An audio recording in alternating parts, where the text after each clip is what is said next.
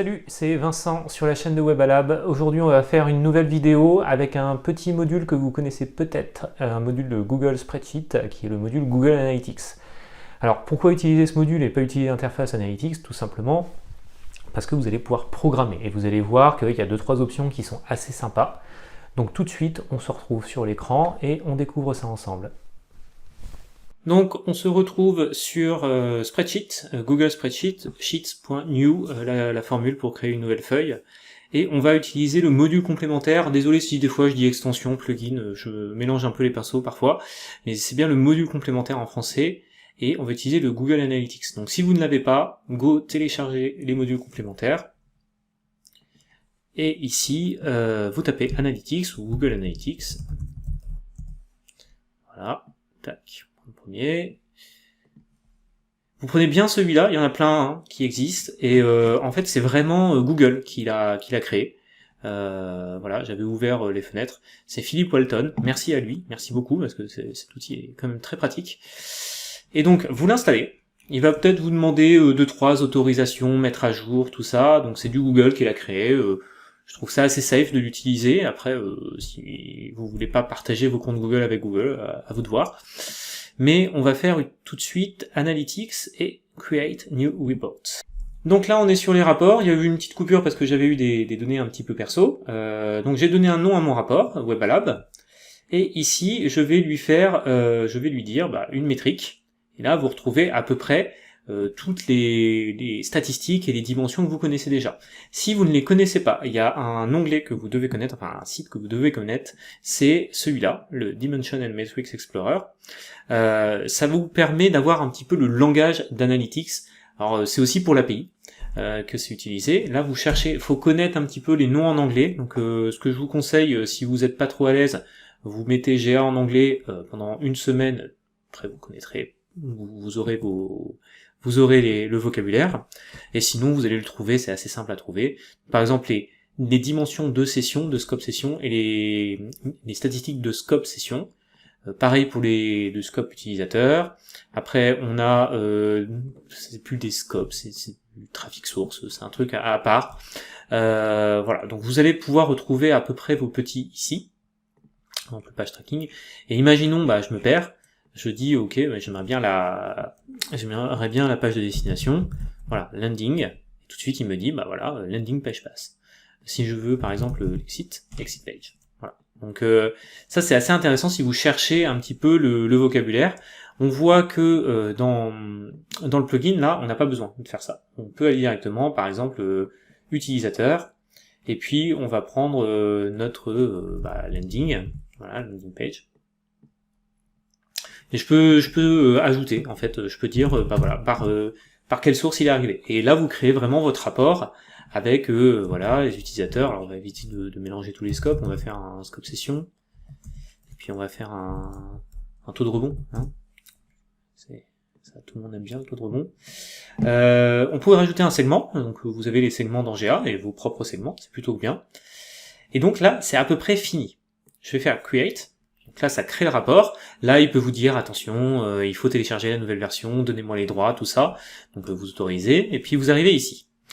Donc là, pour bien comprendre, là, il ne m'a pas créé de rapport. Il m'a créé une configuration du rapport. Là, je vais supprimer, histoire que tout le monde suive bien. J'ai pas de page cachée ni rien.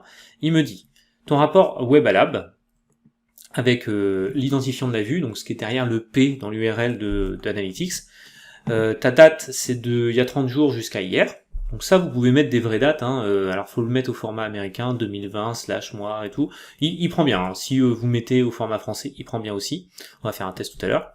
Les métriques séparées par des virgules, les dimensions séparées par des virgules, c'est là que je peux utiliser ça, par exemple, là, si je veux utiliser mon exit page pass, j'entre, je mets une virgule, je rajoute là, et tout de suite, ça va me rajouter une dimension. Donc on va l'enlever parce que sinon ça va devenir un peu le bordel. L'ordre, on va voir comment on l'utilise tout à l'heure, et les limites. Donc là, on a une configuration de base. On n'a pas de rapport. Pour avoir un rapport, il faut aller dans Google Analytics et Run. Voilà, vous apprécierez mon accent anglais. Ça va assez vite, ça va beaucoup plus vite que l'interface quand vous avez des milliards de hits, c'est indéniable. Par contre, en fait, ça va faire un appel API. Cet appel API, il y a des quotas, donc c'est pour ça que c'est bien de mettre des limites. Si vous dépassez les quotas, à un moment, il vous dira non, au-dessus des quotas, vous ne pouvez plus en faire. Donc là, on a notre petit rapport avec nos sessions et nos bounce rates. On va mettre un petit pourcentage pour que ce soit un petit peu plus agréable à lire. Je m'y perds, pourcentage, voilà, on est plutôt pas mal. Et donc, on a notre source et notre landing. Si je veux inverser, je vais dans ma config et j'inverse les deux. Et voilà, il m'inversera directement. On peut faire le test. Alors d'abord, ce que je voulais vous montrer, c'est ça. C'est-à-dire que j'ai ma source, ma landing, mes sessions, mes taux de rebond, et puis là j'ai tout. Par contre, c'est pas ordonné, c'est pas terrible. Donc dans ce cas-là, ce qu'on va faire, on va créer un ordre. Donc déjà, j'ai dit, ok, je souhaite commencer par la landing, grouper les landings, et après voir les sources. Et mon ordre, je souhaite que ce soit par session. Donc si je fais GA session, là il veut tout me faire, là ça va être un ordre croissant. Si je veux un ordre décroissant, du plus grand au plus petit, puisque le plus intéressant généralement, hop, je vais le mettre, clac, moins GA session, et là j'aurai un ordre décroissant. Donc si je redémarre le rapport, là vous allez voir, il va m'écraser ma feuille, tout simplement parce que sur ma feuille, je vais avoir, voilà, mon rapport s'appelle WebAlab, et il utilise le nom du rapport pour créer une feuille. Et là, tout de suite, j'ai ma landing, ma source, et ordonné par session. Alors après, si vous êtes un petit peu feignant, rien vous empêche de prendre le truc, de le supprimer, et puis là de rajouter des filtres. Ça c'est tout à fait possible. On va trier de A à Z ici, et là voilà, j'ai quelque chose de beaucoup plus intéressant à lire. Là-dessus, voilà, donc on a, vous avez toutes les secrets de WebAlab. J'en profite pour dire, je vais essayer de le voir là. On a un petit on-crawl qui nous a fait un lien, et franchement, merci beaucoup. J'allais dire merci les gars, mais je crois que c'est une femme qui nous a fait, donc merci beaucoup pour avoir fait un lien vers WebAlab. Et si, comme vous voulez profiter de l'audience exceptionnelle de WebAlab et du nombre d'abonnés phénoménal de cette chaîne, n'hésitez pas à nous faire des liens, car vous apparaissez ici. Et oui. Donc, continuons. On peut utiliser, là, vous voyez, on a une feuille. Si je veux faire une autre feuille, je fais par exemple, voilà, par, on va dire, du plus petit ou plus grand. Je change le nom du rapport, et hop, je vais faire Run. Et là, en fait, au lieu de m'écraser la feuille, il va me créer une nouvelle feuille. Voilà. Vous pouvez faire plusieurs rapports à la fois. Donc, imaginons, je prends tout ça, je crée une autre colonne, donc ça on s'en fout un peu, je fais, hop, j'écris n'importe quoi, voilà, voilà. Et là, quand je vais le démarrer, vous allez voir, il me crée, tac, tac, tac, il cherche un peu, et il me crée deux rapports, ordre croissant, ordre décroissant. Donc ça c'est sympa, ça veut dire que vous pouvez, avec une conf, faire plein de rapports. Vous pouvez vraiment stacker vos rapports, et puis ça va vous faire plein de rapports. C'est plutôt sympa. Et ce qui est très bien aussi, c'est là-dessus, là, vous pouvez les planifier. C'est-à-dire que je me suis un petit peu embêté à faire des rapports, et ben je vais cliquer là-dessus, et tous les jours, là, par exemple, entre 4 et 5 heures du matin, va y avoir ce que certains appellent un cron, c'est plutôt une tâche récurrente chez Google, ça va tourner tous les jours, et tous les jours, il va remettre à jour les deux feuilles avec les données des 30 derniers jours. Comme ça, vous le matin, vous arrivez, vous vous connectez, vous avez juste à ouvrir votre page, et ce sera mis à jour. Si vous pouvez aussi, imaginons un Data Studio, bon là on est sur Danalytics, donc autant que se connecter à Danalytics, mais si vous avez des problèmes de perte dans Data Studio, vous pouvez très bien faire un petit rapport là, qui a très très peu de données, et vous allez voir, votre Data Studio, il va passer le turbo, parce que il a tellement peu de données qui vont se mettre à jour sur les 30 derniers jours tout le temps, il va avoir, là on a 2 dimensions, 2 métriques, donc forcément il va peu avoir de calcul à faire, et il va apparaître à la vitesse vraiment, pas vitesse de la lumière non plus parce que c'est Data Studio, mais il va apparaître très vite. Alors, Une autre petite astuce, vous l'avez planifié et vous ne voulez pas que ça écrase, pour une raison X ou Y. Là, dans ce cas-là, vous pouvez très bien utiliser des formules. Vous pouvez utiliser des formules sur la configuration. Si ici, je mets date today, ouais, il veut pas. Si je mets date, ok, bah je vais avoir, tant pis, je vais faire today. Donc today, quand on le met comme ça, bah ça marche, voilà. Là ça marche bien. On peut aussi le faire sur le nom des rapports. Ça tout à l'heure je me suis fait avoir. Imaginons mon nom de rapport, je veux que ce soit Webalab, Webalab avec un espace, and today. Là, il met 44 324 parce qu'en fait, il le convertit en string, il convertit la date en string.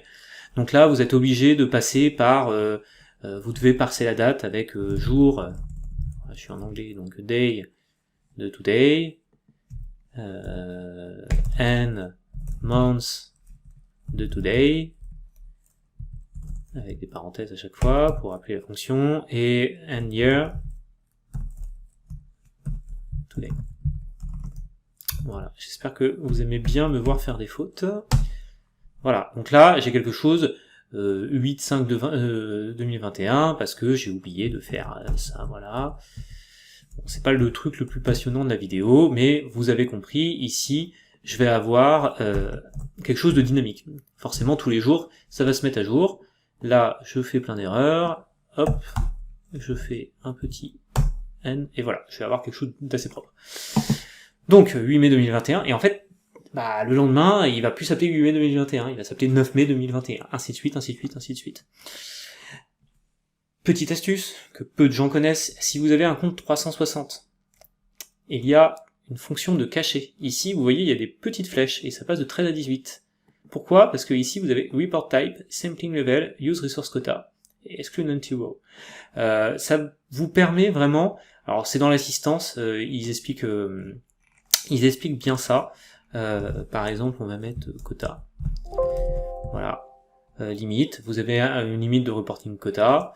Voilà. Use resource quota, sampling level, report type. Voilà. Est-ce que vous voulez du GA4, tout ça? Bon. Moi, je vous conseille pas forcément de l'utiliser. Par contre, si vous êtes 360, vous pouvez utiliser le use resource quota, qui vraiment, quand vous avez vraiment gros tableau avec plus d'1 million de hits, plus de 100 millions de hits, vous mettez là true. Voilà, alors des fois ils veulent vous le transformer en vrai. Et là, il va vraiment taper dans des quotas 360 qui sont beaucoup plus gros et vous allez avoir beaucoup moins d'échantillonnage. Ça c'est assez sympa. Si vous n'avez pas de compte 360, vous avez le sampling level. Donc vous avez le défaut. Small, en fait, c'est rapide. Non, small c'est justement plus grande précision, ce qu'ils appellent plus grande précision, et large c'est rapide, si vous voulez que ce soit assez rapide. Donc là, n'hésitez pas à regarder ça pour dire non, je veux pas un échantillonnage. Très honnêtement, si vous n'avez pas de compte 360, ça marche assez moyennement. Voilà, j'espère que ça vous a plu. C'était le petit module complémentaire Google Analytics. Dans une prochaine vidéo, si ça vous plaît, on fera le module complémentaire Search Console, qui est quand même pas mal, qui ressemble beaucoup, qui est pas fait par Google, si je ne m'abuse, à moins qu'ils l'ont racheté depuis. J'espère que ça vous a plu, il y a plein de petites astuces, j'en mettrai sûrement d'autres dans l'article, parce qu'on fait un article avec une vidéo, pour ceux qui regardent que sur YouTube, allez sur notre site, il y a plein de choses bien. Et merci parce qu'on a des gens là, on a vu, on vous a partagé un peu nos stats, on reviendra là-dessus. Merci pour votre fidélité, j'espère que tout ce qu'on vous fait vous plaît, et à très bientôt sur Webalab.